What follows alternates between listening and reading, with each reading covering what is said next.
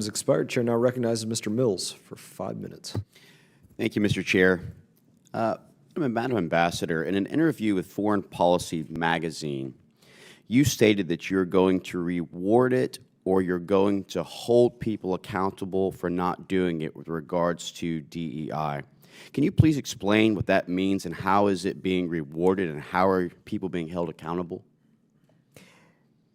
So it is my strong belief that DEIA is an essential element of good management and leadership. It means getting the best out of all of your people. It means putting in place a level playing field so that those with desire and ability can serve and do it well without distraction. Because that's what, whether it's microaggressions or discrimination, harassment, bullying, all of these toxic work issues, it's distraction from the job at hand. Now, I noted that you continue to punt towards the Office of Global Talent Management, and you list building a diverse workforce as a key focus and is demanding the bulk of the department's request. Again, you're asking in the fiscal year 24 for a $76 million budget, but you're actually allocating $55 million, the bulk of that, over to the Office of Global Talent Management. But my question is why should Congress fund an office that many Americans believe is counterproductive to the mission of the State Department, which is to protect and promote the U.S. security, prosperity, and democratic values through international policy? I would say probably lack of understanding of what we do and how well we do it. We are a convener. We bring together, looking into issues. As I said, we don't resolve specific problems, but we bring together the different elements within the building, provide. An example, of course, is this Deputy Assistant Secretary change, where it was my office that led the improvement of transparency and accountability, leveled the playing field for that. That process has been in place presumably for many years. That is what we found to be the case when we arrived.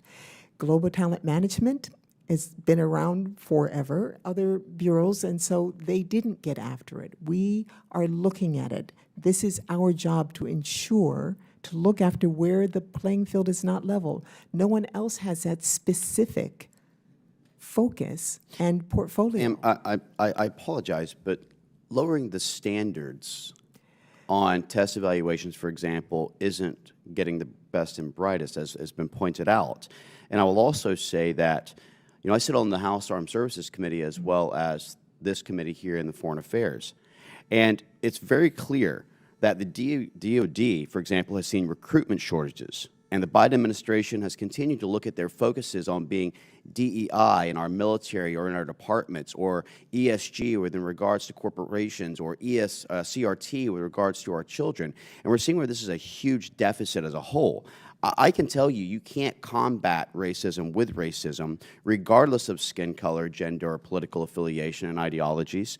And I can tell you that for me, the Department of State should be focusing its security on the ideas of prosperity, Democrat values, international diplomacy.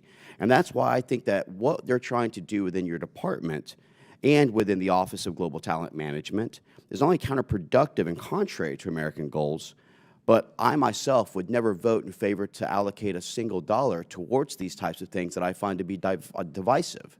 And so I can tell you, with my remaining time, which I will be handing back over because I don't think there's any further discussion to be had, I wish you well in your retirement, but I can assure you that not a single American tax dollar will be voted on by me to continue to fund diversity, equity, and inclusion, as opposed to promoting meritocracy and America's equal opportunities. With that, I yield my time. May I answer? Yes, please, ma'am. Thank you. I would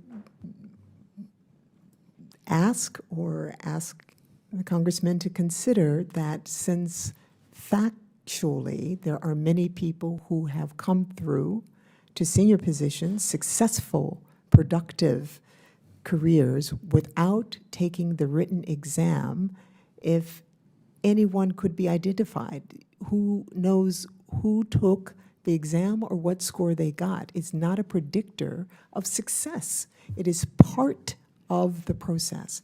I have been an examiner. I led the oral assessment And so know the people who got through the written exam, who got through the essays, who got through the qualitative evaluation paragraphs. I forget what the P stands for.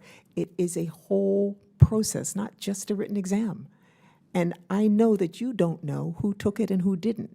You can't judge someone's success on that. You can't judge